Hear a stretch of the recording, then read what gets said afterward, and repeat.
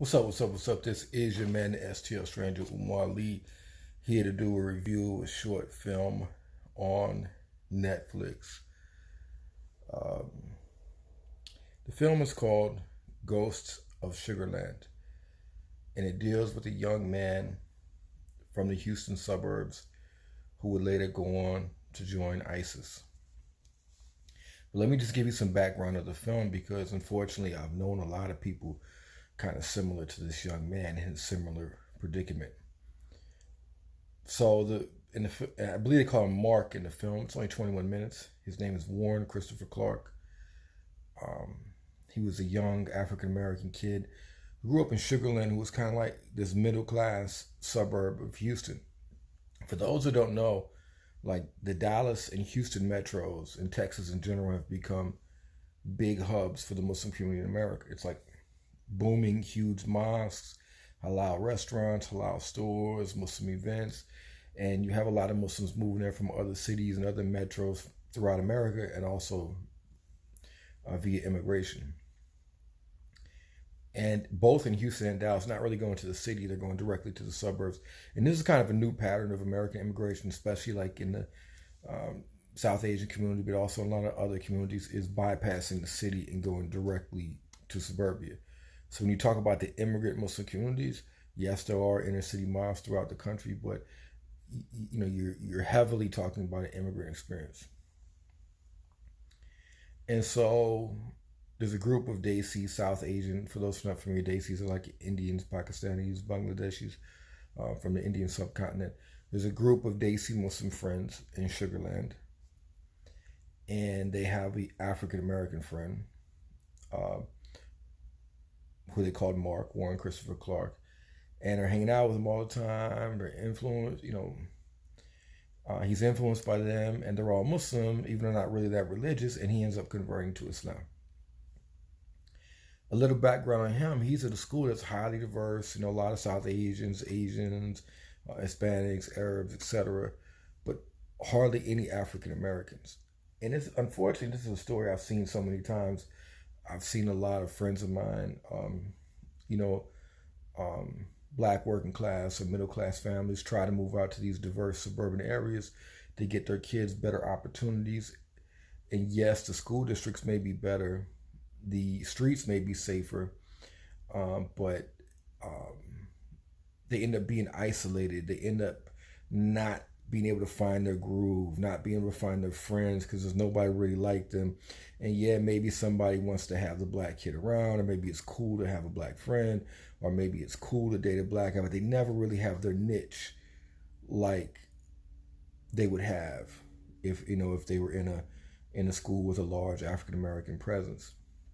Thus, why you still have the heavy and historic appeal of the HBCUs, historically black colleges and universities.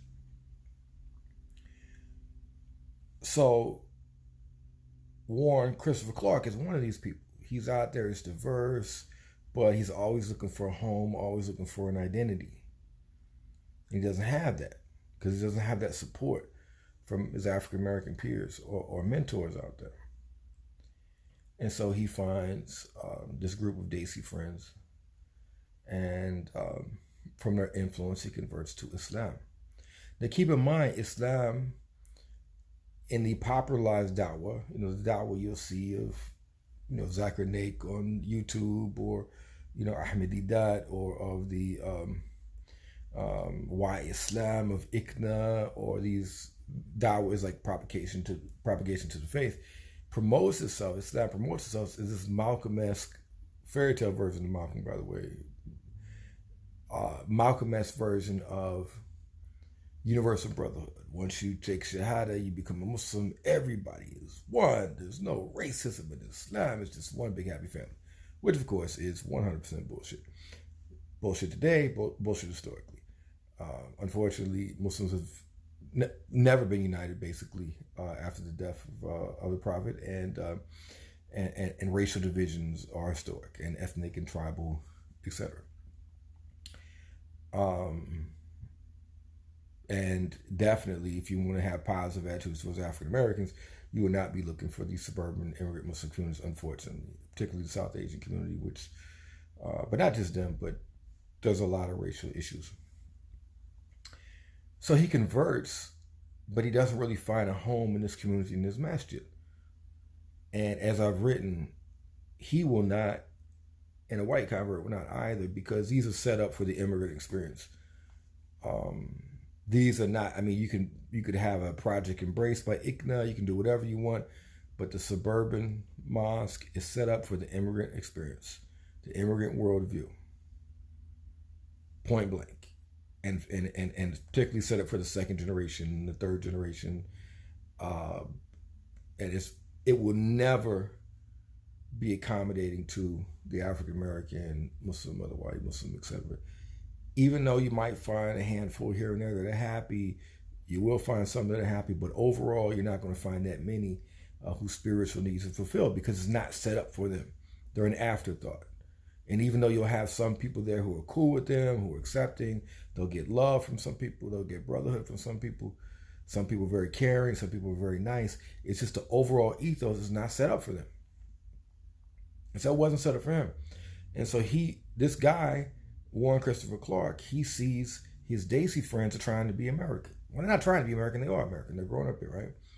And so like they said in the documentary, they were, Sugarland Daisies were trying to be as American as they could be. You know, all the things, dating, drinking, going out, football. I mean, some of these things are Islamic, some things are non-Islamic, you know. But they were basically just trying to be within the American mainstream. And like a lot of converts, he goes hard. Converts to whatever religion had a tendency to go hard, to try to do more, because they don't have this natural, organic identity from their families and their parents. They're trying to overcompensate. And so you see them going hard. And eventually this leads him to ISIS. And this is something I saw, got a lot of friends of mine in trouble historically, even before ISIS, way before ISIS, is, I mean, you convert to Islam to better your life. You convert to Islam to have a relationship with God.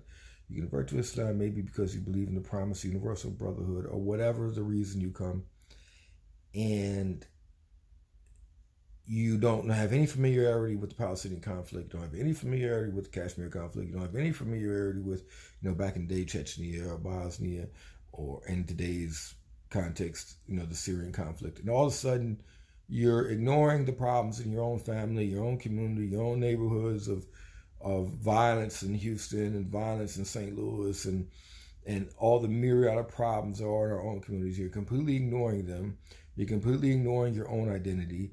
Islam takes you into the sunken place in the belief of this mythological ummah, and all of a sudden you're ignoring your neighborhood, and your concern is for what's going on overseas, for some people who don't know you, and if they did know you, would not give a shit about you. You know what I'm trying to say? The sunken place, the masjid can often be the sunken place. The suburban, quote-unquote, immigrant masjid is almost always the sunken place. And that sunken place led him to Syria, but it led others to, you know, Kashmir, or, you know, these other places, or to dedicating their life to Palestine when, you know, no one in Palestine, especially if you're African American, gives a shit about you. Unless they can use you for some PR advantage. So that's a part of this lost identity. You know, I can reclaim my identity through ISIS, through these other forms of Muslim activism for these Muslim countries. But that activism is predicated on negating your own identity, negating your own self-worth, and negating the issues in your own community. And so him going to ISIS is just a product of him being lost. It's a suburban Houston kid who never got rooted, never got his foundation, was always looking for a home, and unfortunately he tried to find it in a bad way. Others have found it other ways. This sunken place of the masjid, you know, for most it just leads you to goofy stuff like, you know, being an American, and all of a sudden all you want to eat is, you know, biryani, which is cool, but like not every day. You know, some goofy ways, you know, white dudes, you know, doing Debka dances like Palestinians or whatever. But sometimes, you know, it leads to negative ways, which was the case with him joining, you know, ISIS, which is course, a terrible thing to do. Another issue, I don't know why these dudes were wearing masks. I thought they looked pretty silly, wearing masks. Some of these friends, these Desi Muslim friends, made some intelligent comments. The one was, to me, was a dumbass, saying that Muslims are the most persecuted groups in America. If you want to go to persecuted groups, be a Ahmadiyya in Pakistan, be a Christian in Pakistan, be a Shia in Pakistan. Those are persecuted groups that are regularly getting bombed, murdered, killed. Go to Kashmir. Those are people who really are persecuted. Be a Uyghur Muslim in East Turkestan and China. Those are people that are really persecuted. Okay. Be a Yazidi or a Christian under ISIS rule. Be a Kurd, okay, in Syria as the armies of Erdogan are coming in and they're being sandwiched. Those are real persecutions. Not to say Muslims in America don't have any problems. There's not any problems of, anti-Muslim violence, etc. But there's levels, okay? And it's not even anywhere near that level of the Rohingya, in Burma, etc. So, some people like from CARE and other organizations may like to hype it. Yeah, there are some problems that need to be addressed, but it's nowhere near in that level. And you say Muslims are the most oppressed. Muslims are not the most oppressed, okay? Muslims that come here in slave ships and chains and didn't face slavery and Jim Crow and the new Jim Crow, etc. Okay, we're talking about the children and grandchildren of feudal lords and doctors living in wealthy suburbs of Houston and Chicago and out on Long Island and West St. Louis County and Frisco, Texas, and places like that. Okay, you can imagine in your head you're like the most oppressed group, but it's purely fiction. So this group also accused Warren Christopher Clark of being a federal informant, which is very common in the Muslim community. There's always this paranoia that someone's an informant, and part of it's based on reality that there have been informants in the community. And they say, oh, there's been converts that have been informants. But guess what? Probably true. But the vast majority of converts are South Asians and Arabs and Africans and other immigrant groups, because the easiest way to get an informant is to threaten their immigration status or threaten the immigration status of somebody in their family. Okay. And most of them will sell out very easily. Okay. And so this is another thing. If Islam was real to them, people now say Muslim identity or of Muslim heritage or my religious tradition. They kind of let the public know, Muslim and non-Muslim, hey, Islam is just part of my heritage, it's part of my identity. I don't really take all this Islam stuff too seriously. I'm trying to say, this is the thing that's popular now. If it was serious, it would be about da'wah. They're not serious. It's just part of their cultural identity. That's it. I don't eat pork. We got a couple of holidays called Eid. We do Ramadan. We do these big weddings. But if it was serious, the da'wah would be serious. It's not serious. And it won't be serious in the future. Because the move to America is to get that money. Okay? If they were an oppressed minority, they wouldn't be coming to America. They come to America to secure the bag. Okay? Because the family could much more easily practice their deen in Pakistan or any of these other places. The move here is to secure the bag. And religious fundamentalism is not conducive to securing the bag. And da'wah to African Americans especially is not conducive to securing the bag. So he accused this guy of being a convert. And this is like paranoid in Muslim community. Even though the community is flooded with Desi informants, it's flooding with Arab informants, etc. It's always the convert they look at. And that's why I don't fuck around with these masses no more. I don't go to these fucking immigrant masses. Because I don't have the temperament. You know what I'm trying to say? I don't have the temperament. You know what I'm saying? Because as soon as one of them say that to me, I'm smacking the samosa out their mouth. You know what I'm trying to say? I don't take no disrespect. Now, if you're a convert, you want to sit around and ride their dick, kiss their ass, and take the disrespect, that's on you. That's a reflection of your low self-esteem. that you're running around trying to be a Pakistani or an Arab or something like that. Okay? And you don't know your self-worth, you don't know your identity or whatever. But I'm not going to let any of these motherfuckers disrespect me. Okay? And you saw in this, even this guy's going ISIS, even he's going all out, and these bozos are still sitting in their corny ass suburb of Houston. By the way, go Nats. I'm a St. Louis dude, 100%. But I'm a number one. I'm a St. Louis fan. Number two, I'm a Texas hater. So go Nats in the World Series. Fuck Texas, Houston, Dallas. I'm down here. I don't like it. I ain't no cowboy. Fuck Trump. Fuck Bush. All that. Anyway,